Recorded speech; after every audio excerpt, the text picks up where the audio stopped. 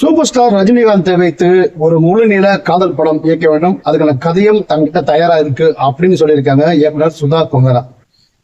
இறுதி சுற்று, சூரரை போற்று போன்ற வெற்றி படங்களை இயக்கியவங்க பெண் இயக்குனர் சுதா கொங்கரா. இவங்க இப்ப சிவகார்த்திகேயன் நடிப்புல பராசக்தி படத்தை இயக்கிட்டு வராங்க. இந்த படத்துல ரவி மோகன், ஸ்ரீலீலா, அதர்வாலா நடிச்சிட்டு வராங்க. இந்த படத்துல ரவி மோகன் முதல் முறையா வில்லன் கேரக்டர் நடிக்கிறார். இந்த படத்தோட ரிலீஸ் ஜனவரி மாசம் நடக்க உள்ளது. இதோட ஆடியோ லான்ச் ஜனவரி 3ஆம் தேதி நடக்க உள்ளது. இந்த ஆடியோ லான்ச் முன்னிட்டு இந்த படத்தை ப்ரொமோஷன் பண்ற வேலையில படக்குழு இயக்கிருக்காங்க. இப்படி ஒரு ப்ரொமோஷனை தான் அந்த படத்தோட இயக்குனர் சுதா கொங்கரா தனக்கு ஒரு ஆசை இருக்கிறதா சொல்லிருக்காங்க. அது என்னன்னா, சூப்பர் ஸ்டார் ரஜினிகாந்தை வைத்து முதல் மரியாதை மாதிரி ஒரு முழு நீள காதல் படத்தை இயக்க வேண்டும் அப்படின்னு ஒரு ஆசை இருக்கிறதாகவும், தான் ஒரு ரஜினியோட தீவிரமான ரசிகை என்றும் இதுக்கான கதையை தயார் செய்து வச்சிருக்கேன், இந்த கதையை இப்ப தீவிரமா எடுத்து டெவலப் பண்ண போறேன் அப்படின்னு சொல்லியிருக்காங்க.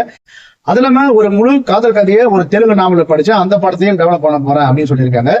சமீப காலமா ரஜினி சாருக்கு பாத்தீங்கன்னா எல்லா படமும் தொடர்ச்சியா ஆக்ஷன் படமே இருந்துச்சு. ஒரே அடி தடி வெட்டு குத்து அப்படின்ற மாதிரி. இதுல நடுவில் அண்ணாத்த படம் தான் வந்து ஒரு ஃபேமிலி ஓரியன்ட் சப்ஜெக்டா இருந்துச்சு.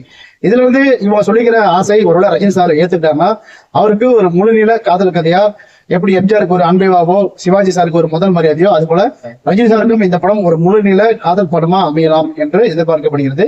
ரஜினி சார் இந்த காதல் கதையை ஏத்துக்குவார் என்பதை பொறுத்திருந்து பார்ப்போம்.